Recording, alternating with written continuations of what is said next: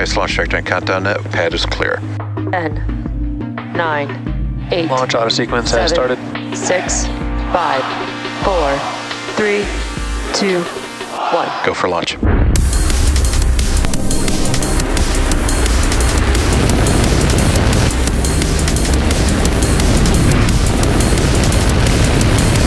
Vehicle is supersonic.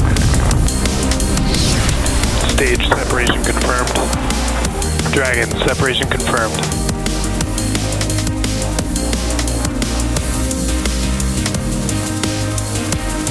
Stage 1 is transonic. Landing legs have deployed. And Falcon 9 has landed.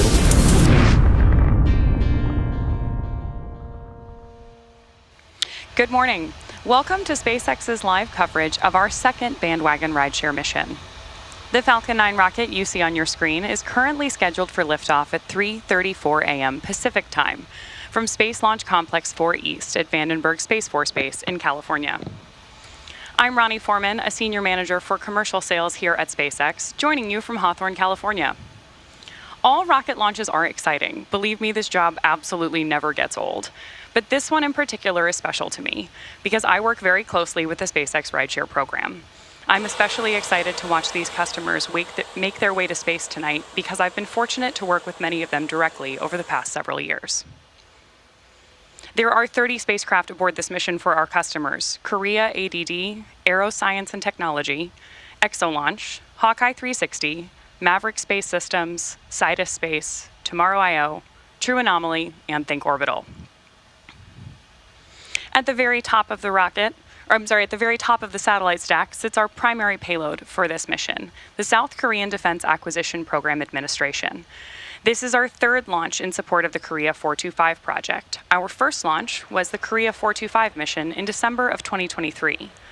The 425 project provides domestic Earth observation capabilities to the Republic of Korea. Our Bandwagon missions launched to a mid-inclination orbit, differing from our transporter rideshare missions, which launched to a sun-synchronous orbit. The mid-inclination orbit fills in gaps for our customers that want to expand their coverage or complete unique mission objectives, because changing the inclination of an orbit changes the way that a satellite moves around the Earth. Mid-inclinations offer a higher revisit rate, meaning that satellites in this orbit fly over the same point on Earth faster than they would in some other orbits. Rideshare missions significantly increase access to space for small satellite operators around the world, and we're committed to continuing these launch opportunities for our customers. To date, SpaceX has launched 1,100 small sats for more than 130 customers across our entire rideshare program. To learn more about the program, please visit spacex.com/rideshare. And with that, we are back to today's countdown, and everything is looking... Engine chill has started. Confirmation there that engine chill has begun on board Falcon 9 ahead of our 129th launch of the year. Weather here on the West Coast is green, with a 90% chance of acceptable launch weather at our T0 time, which again is 3:34 a.m. Pacific. Great clear views from the West Coast here, and if you're joining us on the ground in Vandenberg, you know it's about 50 degrees out with light ground winds. The range is ready to support, but if for some reason we don't launch today, we do have a backup opportunity tomorrow at 3:12 a.m. Pacific time. Stage 1, RP1 load is complete. Confirmation there that RP1, or Rocket Propellant 1, has been fully loaded onto our first stage. One final note on our webcast tonight. At our customer's request, we will be ending our webcast a little bit earlier than usual today, so we'll be wrapping up our coverage just after the landing of our first stage booster. Now with that, let's meet the vehicle taking our 30 Bandwagon-2 payloads to orbit. Falcon 9 is a two-stage rocket designed for the reliable and safe transport of satellites, cargo, and people to outer space. At the very top of the rocket is our payload fairing. The fairing is a protective shell that houses all of the spacecraft, shielding them from aerodynamic heating and mechanical stress until the vehicle is outside the Earth's atmosphere. The aerodynamic shape of the fairing also contributes to Falcon 9's overall efficiency, helping to reduce drag while the vehicle accelerates through the atmosphere. Once in space, the two fairing halves separate to expose the payloads to the vacuum of space. The fairing halves then fall back to Earth, where they are recovered by SpaceX to be refurbished and reused on future flights. The fairing for this mission is flight proven. One half is flying for the 18th time today, and the other for the 14th. Right below the fairing, we have Falcon 9 tanks are pressing for strongback retract. confirmation there that our tanks are pressurizing so that we can begin to pull the strongback, or the transporter erector, which is the large truss structure to the right of the rocket, just a little bit away from Falcon 9 in preparation for liftoff. Right in the middle of the rocket, you can see our black carbon fiber interstage, where the MVAC engine is located. The interstage connects the two stages and houses the center pusher that allows the first Strongback lower has started. and second stages to separate during flight. And there we heard that call out from Mission Control that we're beginning to lower the strongback away from the vehicle. Below the interstage, we have the first stage, which is what we've been referring to tonight as the booster. The first stage makes up the bottom 2/3 of the vehicle and has 9 Merlin 1D engines at the bottom.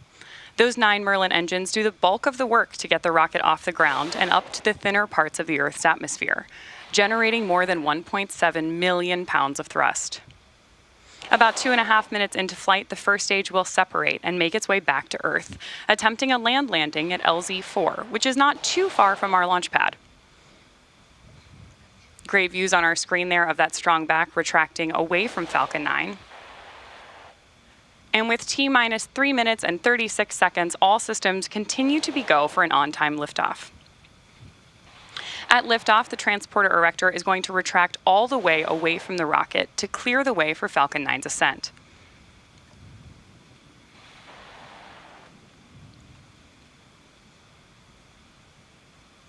Now, at this point in the countdown, both the first and second stages are nearly fully loaded with 1 million pounds of kerosene fuel and liquid oxygen. Falcon 9 uses 2 propellants, a refined form of kerosene called RP1, or Rocket Propellant 1, as fuel, and liquid oxygen, or LOX for short, as an oxidizer. Stage 1 LOX load is complete. There's confirmation of LOX load complete on our first stage booster. So now we are also standing by for that call for our second stage. Then the next major milestone after that will be at T-minus 60 seconds, where you'll hear our mission control announce that Falcon 9 is in startup mode. That means that the rocket's autonomous internal flight computers have taken over the launch countdown. Then just inside of T-minus 2 seconds, we will light the Merlin 1D engines for liftoff. Of course, right now we're continuing to monitor all the vehicle systems and keeping an eye on our payloads. Right now, the Bandwagon-2 payloads continue to be healthy, and the Falcon 9 team is tracking no issues on the rocket. The weather is green with more than a 90% chance of go at liftoff, and the range is ready to support our T0 of 3:34 a.m. Pacific.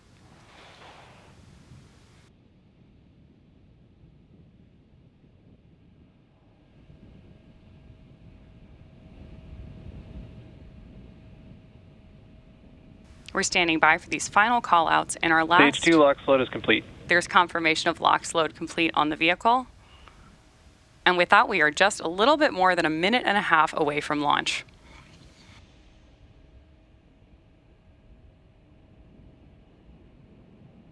Great visual right now as we Gas launch closeout has started. vent the TE line on the strongback, which is part of our gas closeout process.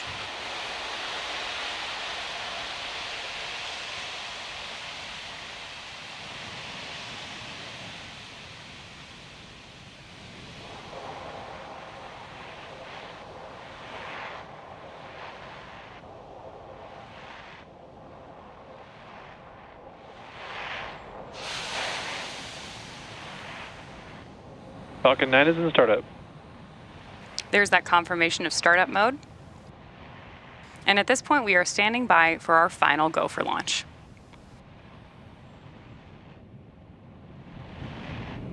LD is go for launch. With that, we are coming up on just over 30 seconds, and all systems are go for Falcon 9's launch of Bandwagon-2. T-minus 30 seconds.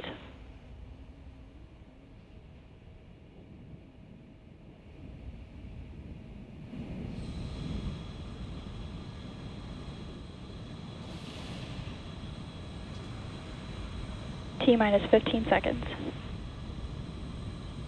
T minus 10, 9, 8, 7, 6, 5, 4, 3, 2, 1. Ignition. And liftoff of the Falcon 9. Go SpaceX, go Bandwagon-2.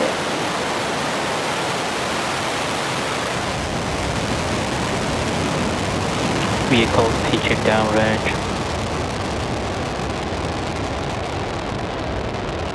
Stage 1 propulsion is nominal.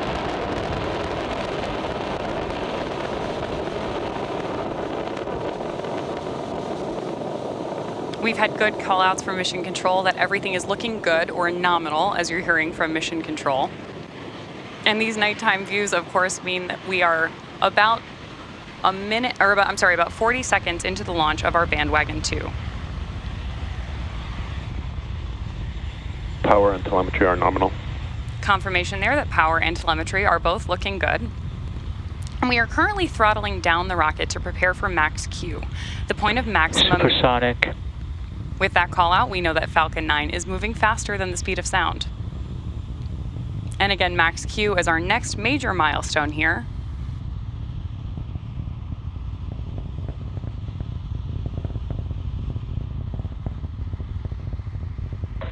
Max Q.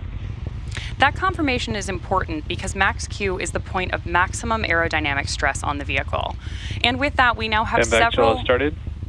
confirmation that we're beginning to chill the MVAC engine ahead of second engine start 1, which is just one of several events that we have coming up in quick succession here. Our next major milestone will be main engine cutoff, or MECO, where we will shut down the 9 Merlin engines on board the board the first stage. Shortly thereafter, we'll have stage separation, where that pusher within the inner stage will be activated to separate the first and second stages from each other. Then we'll flip the first stage around so it can make its way back to Earth, which you'll hear called out as Stage 1 flip, then Second Engine Start 1, or SES 1, before the start of our boost back burn.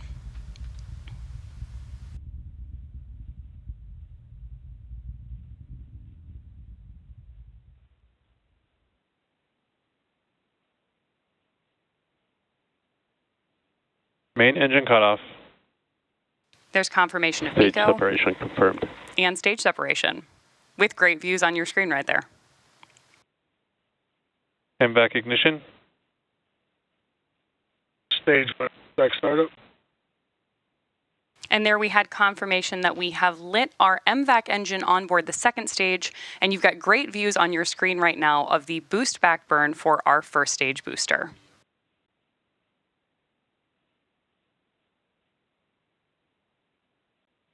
The next milestone we're expecting to hear called out by Mission Control is fairing separation.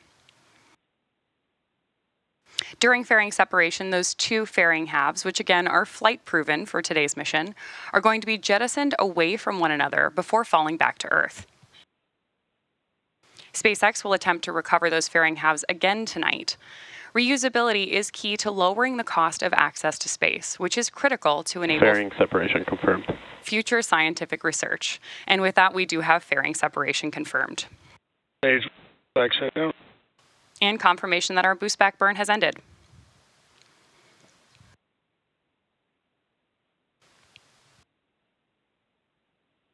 Now that our boost back burn is complete, Falcon 9 has 2 more burns in order to land its first stage booster.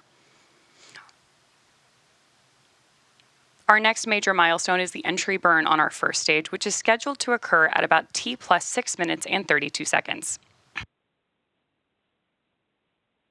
The entry burn is the first of those 2 burns ahead of landing, and it's effectively pumping the brakes on board the first stage.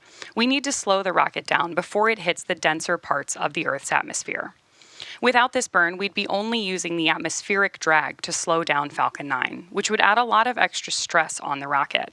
So instead, a single Merlin 1D engine relights for the entry burn. The entry burn is pretty quick, and we're expecting it to last about 20 seconds today.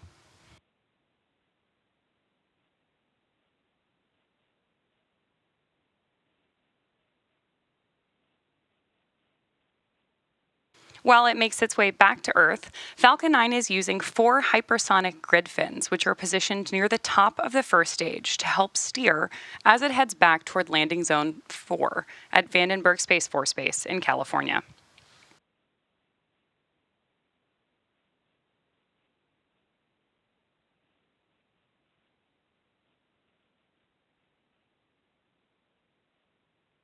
And as I mentioned earlier, this is the 21st flight of this first stage booster, which has previously launched NROL 87, NROL 85, Sarah 1, SWOT, Transporter 8, Transporter 9, NROL 146, and 13 Starlink missions.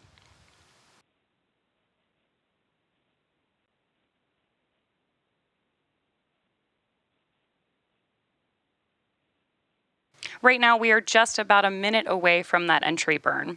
And then following the entry burn, the booster will go through its final burn, the landing burn, which will slow the vehicle down for a successful land landing.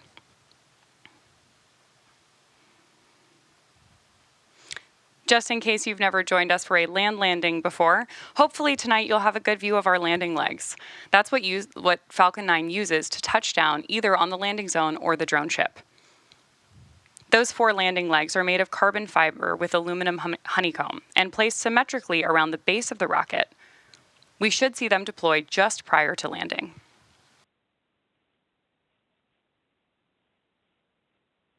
Of course, if you're joining us from Vandenberg, we're hoping that you will have a great view as this booster makes its way back to Earth for the 21st time, targeting a land landing at Landing Zone 4, which is just next to our launch pad.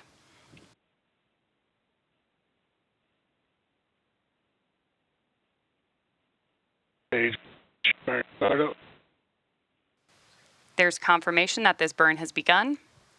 And again, we're expecting the entry burn to last just about 20 seconds. Getting some good views of those grid fins as well.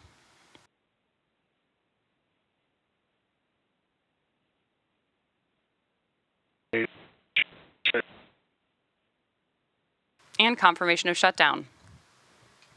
As always, you can continue to follow the trajectory of both Stage 1 and Stage 2 in the bottom corners of your screen.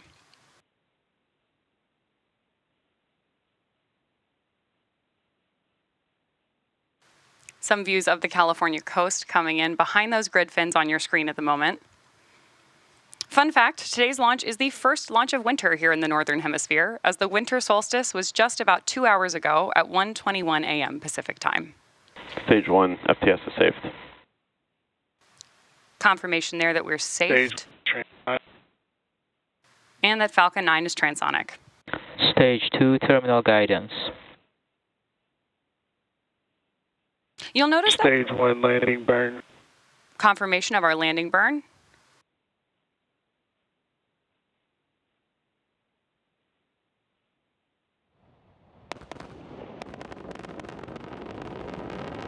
Stage 2, FTS is saved.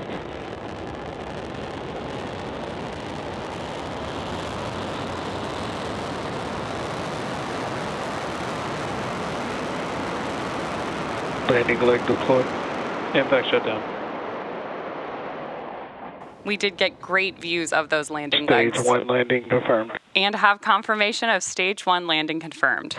Nominal orbit insertion. And nominal orbit insertion for our Bandwagon-2 payloads on board the second stage.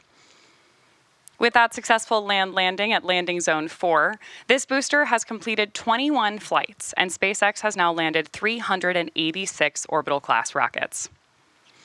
With that, we will bring today's webcast to a close. For those of you interested in learning more about today's payloads and deployments, please head over to our customers' websites for more information. We would like to thank all of our rideshare customers for entrusting us with their spacecraft today. And as always, a big thank you to the range and the FAA for their ongoing support. And finally, thanks to all of you for tuning in. We'll see you again soon.